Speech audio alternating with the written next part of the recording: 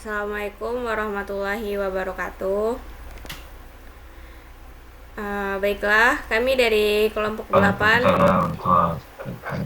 Kami dari kelompok 8 perkembangan peserta didik dari PAI 2023. Di sini kami akan mengerjakan proyek UAS PPD, yaitu implikasi dan dampak teori-teori terhadap pendidikan. Yang kami hormati dosen pengampu, yaitu Ibu Lilianti MPD, dan teman-teman kelompok saya yang saya banggakan pada saat ini, yang hadir pada saat ini. Baiklah, langsung saja. Berikutnya, next.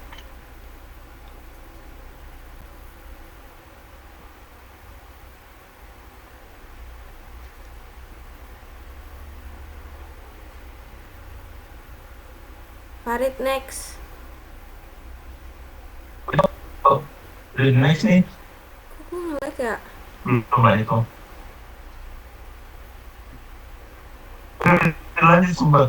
Serius, udah lanjut. Di gua belum. Lu mulai Chris. Ya.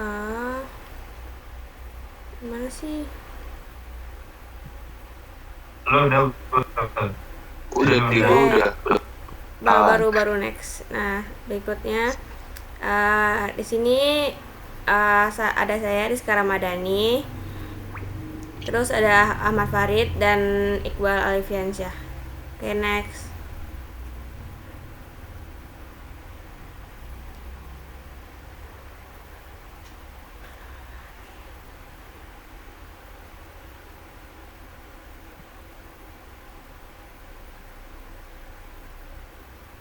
Udah next. Sumpah di gua udah.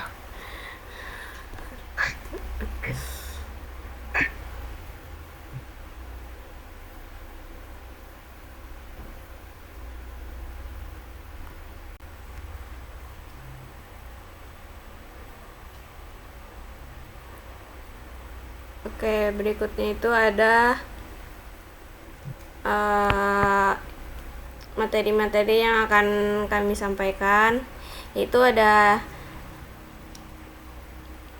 teori psikoanalisa, teori psikososial, behaviorisme, teori kognitif, teori humanisme, teori ekologi. Kemudian ada social learning theory dan penalaran molar. Next.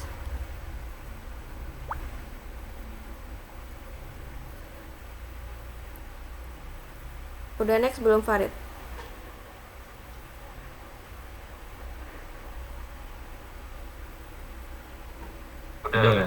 Udah.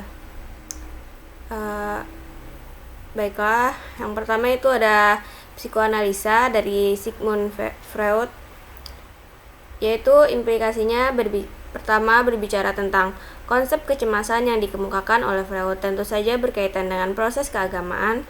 Kecemasan merupakan fungsi ego untuk memperhatikan individu tentang kemungkinan sesuatu kesalahan yang diperbuat atau suatu bahaya sehingga dapat disiapkan reaksi adaptif yang sesuai.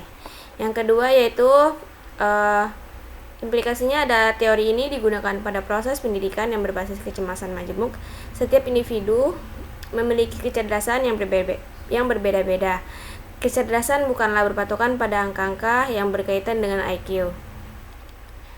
Pendidikan seharusnya menjembatani setiap kecerdasan yang dimiliki oleh peserta didik, mengembangkan bakat dan minat sesuai dengan kebutuhan peserta didik seperti tilawah, Quran hafiz, maupun kaligrafi dan sebagainya. Yang ketiga itu ada teori ini menyatakan bahwa manusia merupakan makhluk yang memiliki kebutuhan dan keinginan dasar. Berbagai elemen dalam pendidikan dapat dikembangkan dengan berbasis pada teori ini. Kurikulum atau perangkat pembelajaran misalnya. Pendidik harus melakukan berbagai analisis kebutuhan agar apa yang diajarkan nanti sesuai dengan kebutuhan dan perkembangan peserta didik.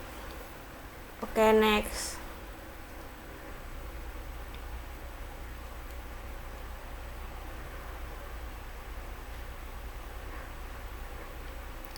Baiklah, berikutnya itu ada berkaitan dengan agresivitas siswa. Seorang pendidik harus mampu mengontrol dan mengatur sikap agar terarah menjadi lebih positif. Agresivitas dalam ilmu psikologi merupakan wahana bagi siswa untuk memuaskan keinginannya yang cenderung ke arah merusak, mengganggu, atau menyakiti orang lain. Penyebab munculnya tindakan agresivitas dapat berupa penilaian negatif atau kata-kata menyakitkan. Jika siswa melakukan kesalahan, tidak selayaknya dihukum dengan kata kasar atau hukuman lain yang justru melukai secara psikologis. Implikasi yang terakhir ada perlunya pendidikan inklusif di semua strata pendidikan. Dalam hal ini, di sekolah harus mau menampung dan menerima siswa yang memiliki kebutuhan khusus. Dengan pendidikan inklusif, permasalahan ini diharapkan dapat membantu bagi anak-anak yang memiliki keterbatasan. Oke, next.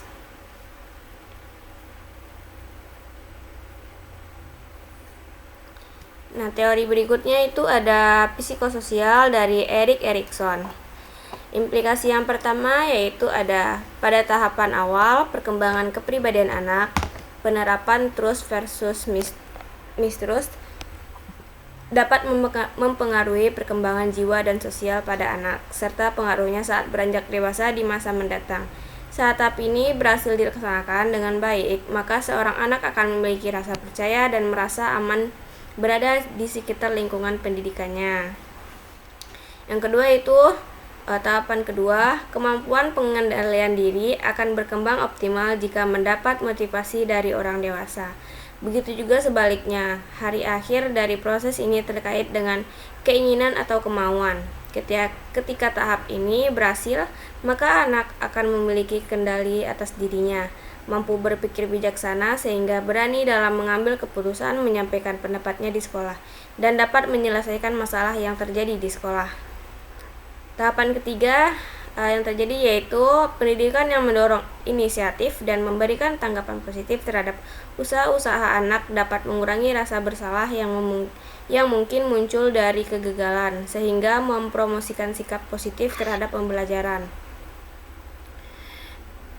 Tahapan keempat yaitu yang terjadi anak harus belajar mengontrol imajinasinya yang sangat kaya dan menempuh pendidikan formal. Saat tahapan ini berhasil, pendidikan yang menekankan kerja tim, pengakuan atas pencapaian, dan dukungan kesulitan dapat membantu anak-anak mengatasi perasaan inferioritas yang akhirnya membentuk kepercayaan di diri mereka di lingkungan pendidikan. Oke, next.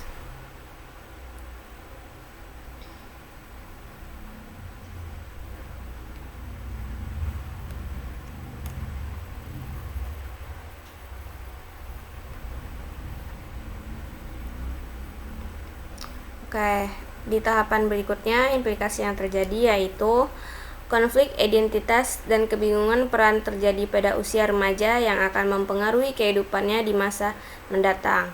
Seorang remaja mungkin akan mencoba peran yang berbeda untuk menemukan yang paling cocok. Jika berhasil, ia akan mampu mempertahankan identitasnya dengan konsisten. Sementara jika gagal, ia bisa mengalami krisis identitas dan bingung akan masa depan yang dia inginkan.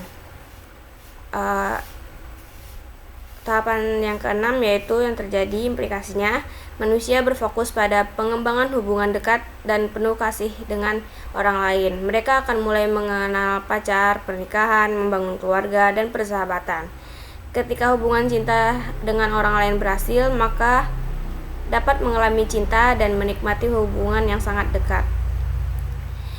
Oke, yang ketujuh yaitu berikutnya, individu ditarik ke segala arah karena pekerjaan, kewajiban keluarga, dan anak, tergantung pada situasi masing-masing. Mereka mungkin merawat orang tua yang sakit atau lansia, membesarkan anak, atau menghadapi situasi kosong. Tahap kehidupan ini dapat membuka pintu bagi rasa memiliki kontribusi individu terhadap generasi berikutnya dan tergantung pada keberhasilan hubungan seorang, karirnya, atau komunitasnya. Oke, tahapan yang terakhir implikasinya yaitu indikator pengembangan ruang kehidupan yang penting dari kesejahteraan. Seseorang yang telah melewati tahap ini dengan sukses akan yakin bahwa mereka telah menciptakan warisan yang dapat mereka wariskan ke orang lain. Oke, next.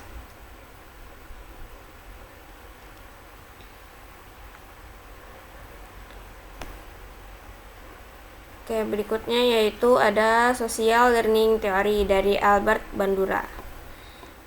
Implikasinya yaitu dengan menggunakan teori ini, pembelajaran banyak dilakukan dengan mengamati orang lain.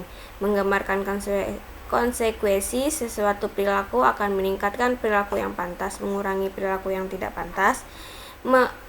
Model pembelajaran memberikan alternatif untuk mengajarkan perilaku baru untuk mendorong pemodelan yang efektif. Pengajar harus memastikan 4 kondisi yang diperlukan dengan observasi, yaitu perhatian, retensi, reproduksi, dan motivasi. Kemudian ada pengajar harus memberikan contoh kepada peserta didiknya dan mewaspadai perilaku buruk. Pengajar harus memaparkan peserta didik pada berbagai model yang penting untuk menghilangkan stereotip yang ada. Kemudian peserta didik harus yakin bahwa mereka dapat menyelesaikan suatu tugas. Penting untuk mengembangkan rasa efikasi diri pada peserta didik. Pengajar dapat meningkatkan efikasi diri dengan membuat peserta didik menerima pesan-pesan yang membangun rasa percaya diri, menyaksikan orang lain sukses, dan mengalami kesuksesan mandiri. Kemudian ada pengajar harus mendukung peserta didik dalam menciptakan harapan yang menuntut, namun masuk akal. Ada kalanya seorang pembelajar tidak dapat menyaksikan suatu tuas. Kemudian ada metode pengaturan di diri merupakan cara yang efisien untuk mengubah perilaku peserta didik. Oke, next.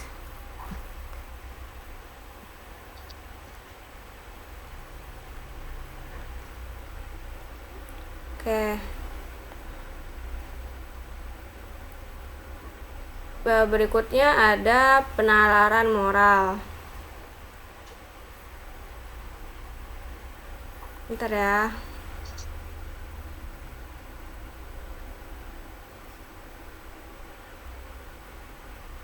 Implikasinya yang terjadi yaitu memberikan peneguhan seperti ganjaran terhadap tingkah laku positif. Kemudian ada guru sebagai suri teladan atau role model. Guru harus mendidik murid agar menghormati pandangan orang lain bagi mengelakkan masalah atau konflik. Kemudian ada guru menjadi penunjuk tingkah laku yang baik. Yang terakhir ada memberikan murid jangkaan terhadap tingkah laku yang perlu ditunjukkan. Oke, berikutnya akan disampaikan oleh Farid. Pada Farid, dipersilahkan.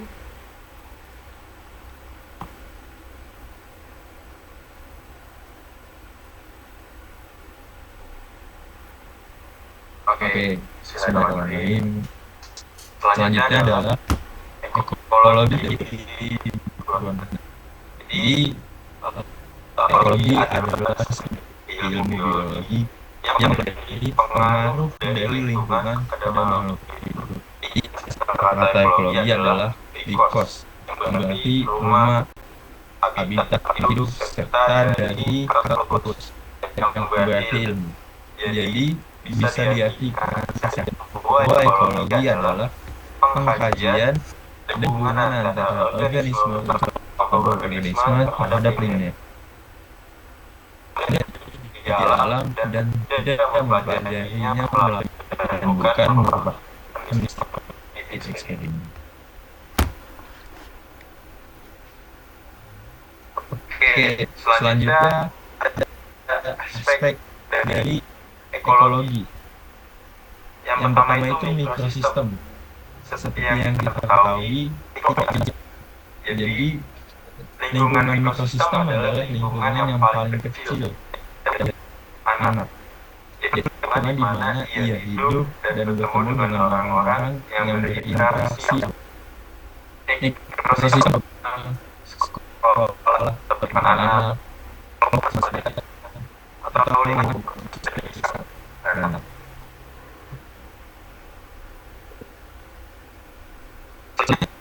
Ada aspek mesosistem.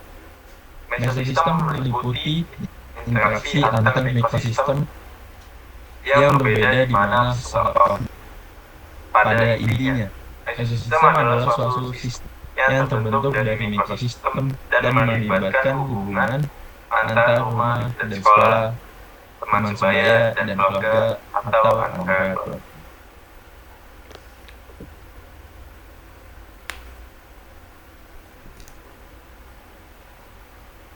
Oke, sebenarnya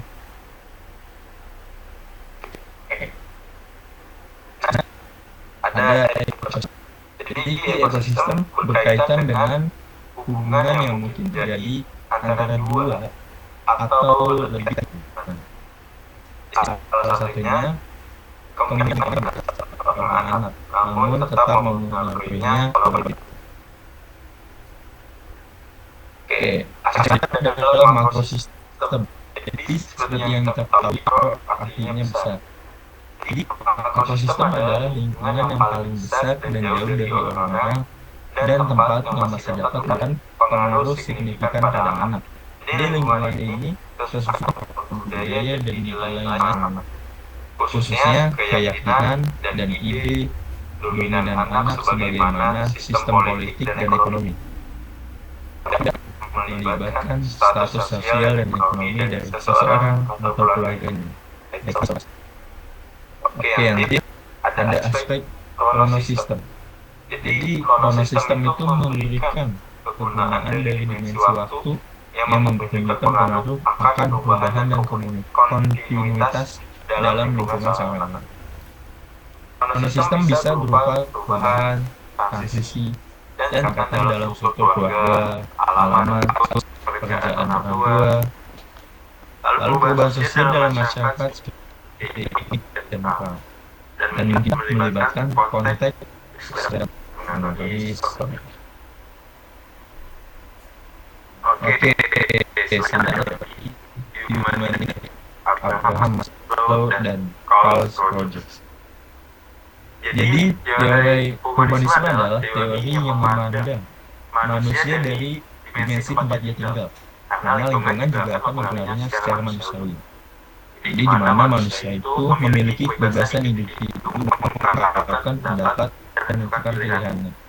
Hal ini tentunya amatlah berlawanan psikologi behavior memandang bahwa manusia yang terdiri beberapa unsur yang ditempatkan.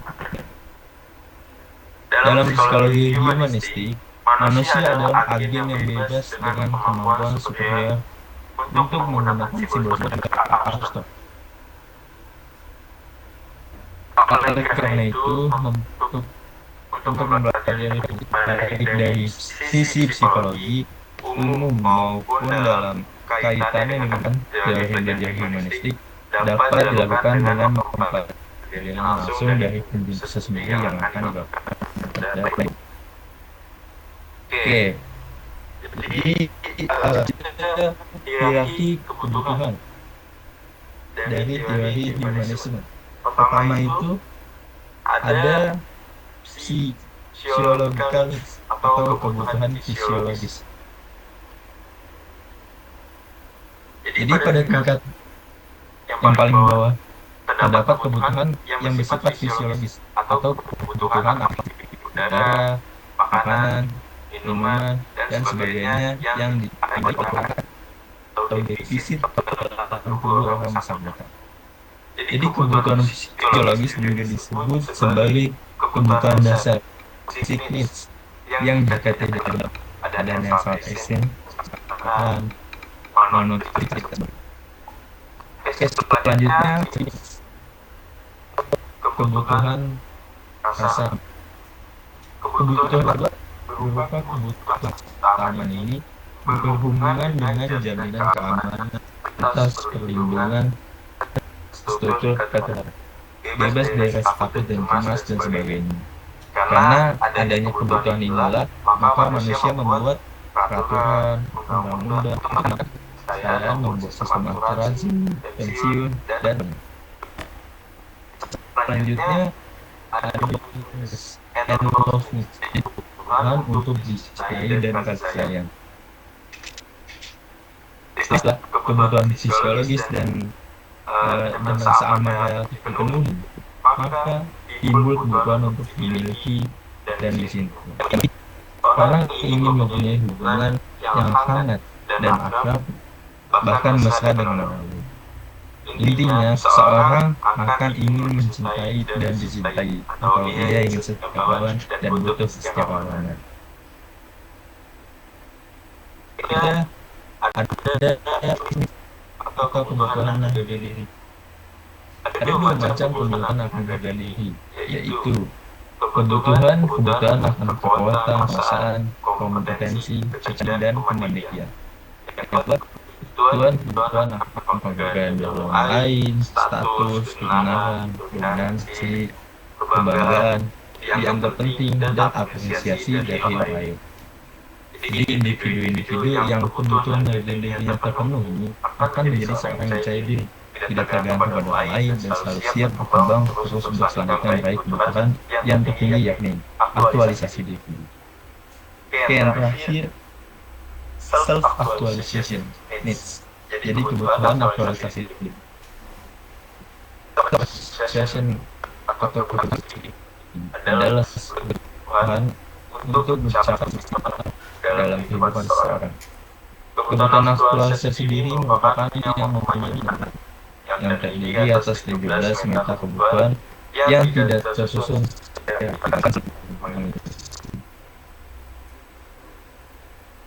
Oke, kembalikan pada moderator. Baiklah, terima kasih Farid. Berikutnya materinya akan disampaikan oleh Iqbal Alifiansyah. Padanya dipersilakan.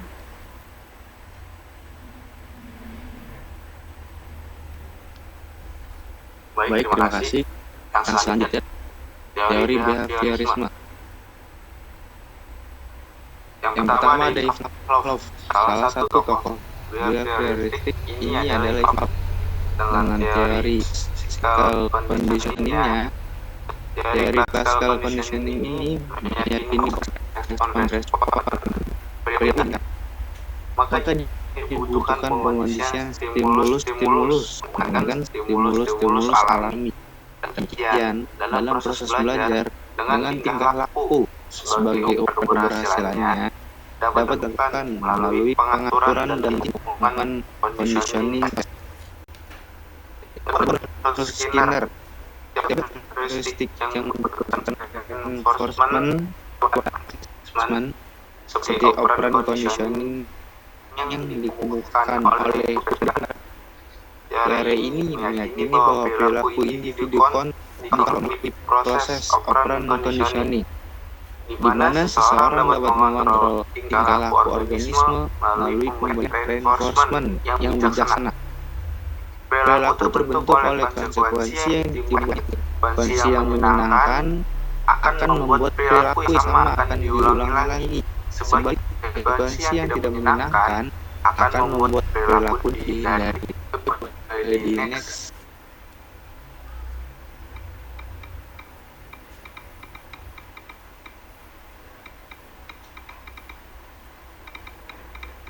Oke, selanjutnya ada kaitan dengan konsep Islam. Tujuan memperdalam ilmu adalah agar setelah belajar memberikan peringatan dan penyadaran orang lain supaya dia melaksanakan tangannya. Ini adalah perilaku yang sesuai behaviorisme pasti.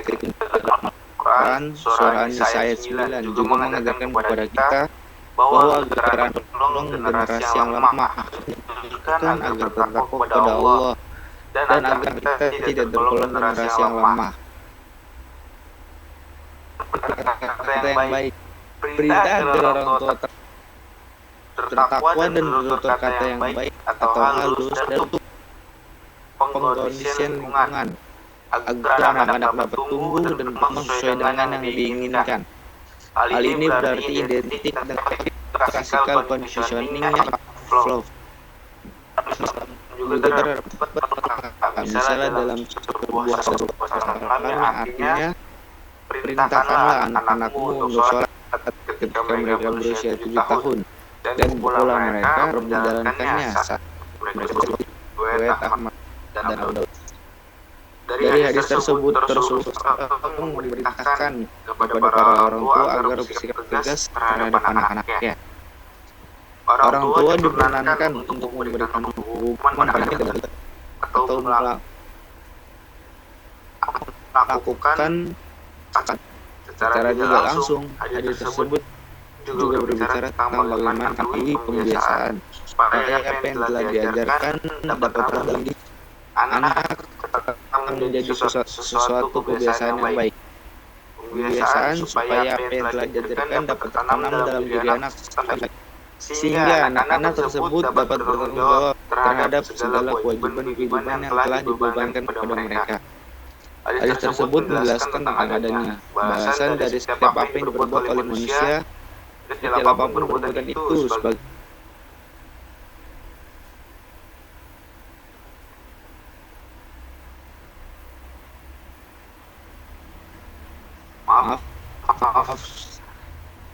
sehingga anak-anak tersebut dapat bertanggung jawab terhadap segala kewajiban dibebankan kepada mereka. Hadis tersebut menjelaskan ini balasan dari setiap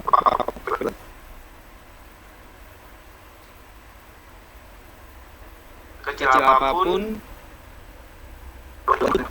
Bizarro yang dipisahkan dalam ayat Al-Quran. Hal ini sangat sesuai dengan spirit education positioning yang berbicara mengenai konsep reward and punishment.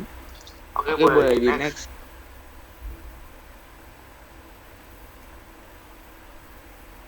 Yang kedua ada teori kognitif, berarti persoalan menyangkut kemampuan untuk mengembangkan kemampuan akal.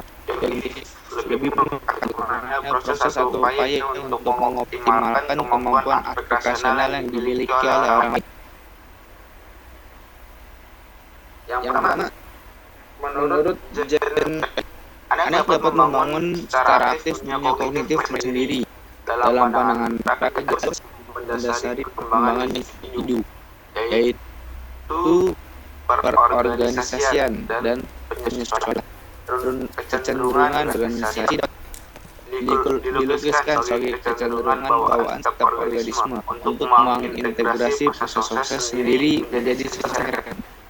Adaptasi dilukiskan sebagai tindakan setiap organisme untuk menyesuaikan diri dengan lingkungan.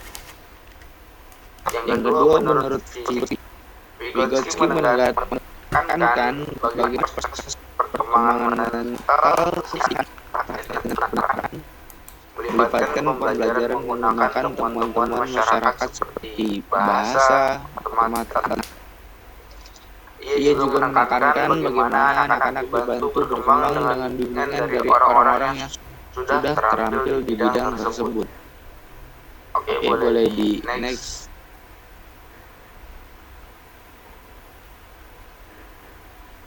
Ketenangan Islam. Teori belajar adalah sebuah proses berpikir yang menggunakan proses belajar itu sendiri daripada hasilnya. Al-Quran sangat menekankan ada banyak ayat yang memberikan stimulus agar bisa berbicara dalam surat Al-Ghasyiyah ayat 21. Ayat tersebut memberikan rangsangan kepada manusia dalam berpikir. Ayat dalam Al-Quran menjelaskan bahwa betapa pentingnya manusia mendapatkan ilmu pengetahuan. Sedangkan ilmu hanya akan didapat melalui proses belajar. Oleh karena itu, kedudukan akal manusia di sini sangatlah penting untuk belajar melalui proses berpikir. Itu sebabnya Allah mewajibkan manusia untuk belajar. Jangan berlalu proses belajar akan memberikan hasil yang baik jika adanya penyesuaian belajar dengan tahap perkembangan kognitif peserta didik untuk bereksplorasi dalam berpikir dengan memberi hasil. Oke, boleh di next. Oke, saya kembalikan kepada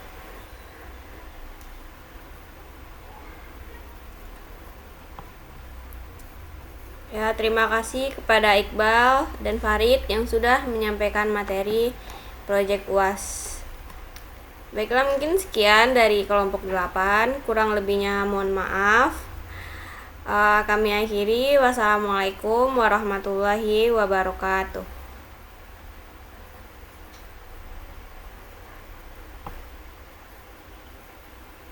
Waalaikumsalam warahmatullahi wabarakatuh.